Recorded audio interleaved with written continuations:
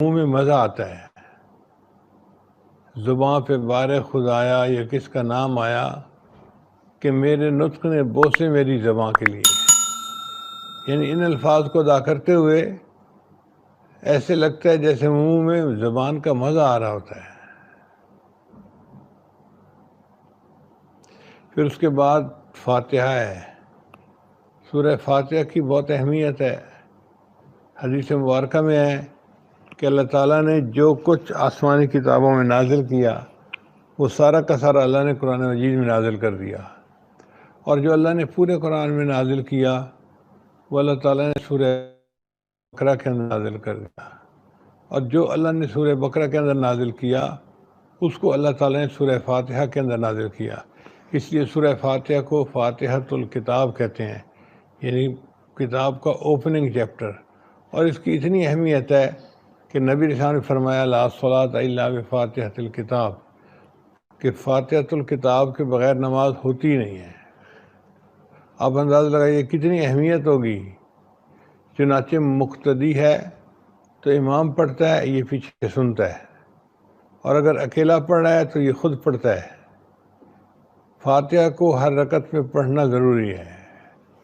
اب ذرا سورہ فاتحہ کے معنی کی طرف غور کریں، جو پوری آسمانی کتابوں کا لب لباب ہے. اس میں پہلے ہیں 3 آیتیں، الحمدللہ رب العالمین، الرحمن الرحیم، مالک یوم الدین.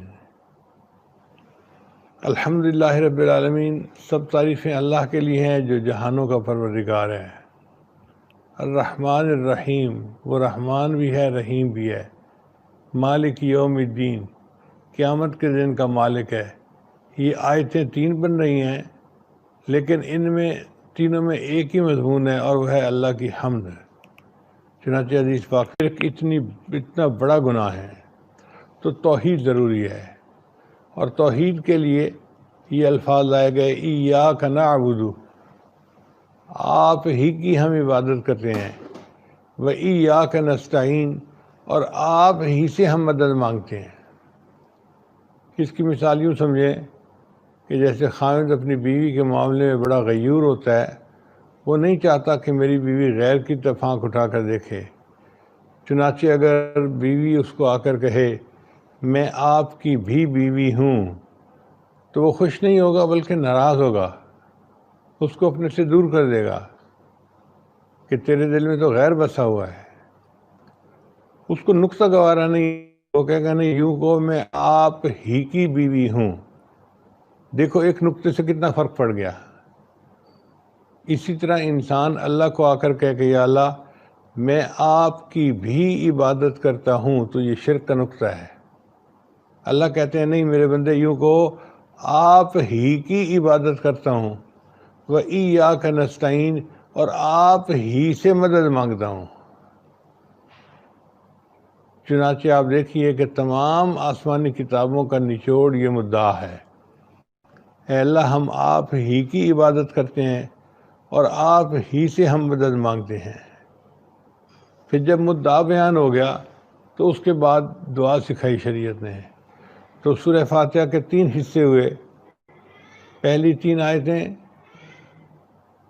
اللہ تعالیٰ کی حمد ہوئی، پھر ایک آیت میں مدعا بیان کیا گیا، اور پھر بعد کی 3 آیتوں میں دعا بیان کی گئی. دعا کیا ہے؟ اہدنا الصراط المستقیم، اے اللہ میں سیدھے راستے کی رہنمائی فرما دے.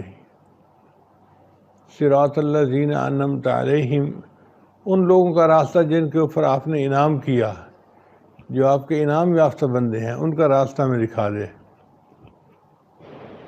غیر المغضوب علیہم ولا الضالین، اور اے اللہ جن پر آپ کا غضب ہوا یا جو گمراہ ہو گئے ان کے راستے سے ہمیں بچا دینا. تو یہ دعا مانگ کے فاتحہ کا اختتام ہوا.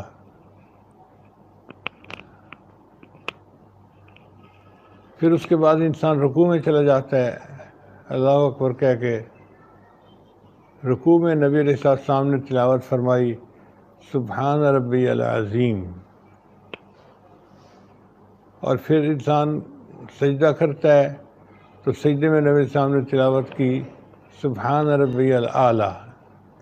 اصل میں نبی علیہ السلام کو اللہ نے حکم فرمایا تھا فسبح بسم ربک العظیم، تو نبی علیہ السلام پر لازم تھا کہ اس حکم کی تعمیل فرمائیں۔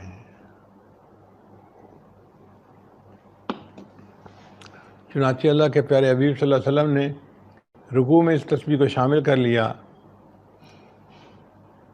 سبحان ربی العظیم سبحان ربی العظیم۔ اگر معنی کا خیال رکھتے ہوئے پڑھے نا تو اللہ تعالیٰ پہ پیار آتا ہے، اللہ آپ کتنے پاک ہیں، کتنے پیارے ہیں، آپ واقعی بہت بلند ہیں۔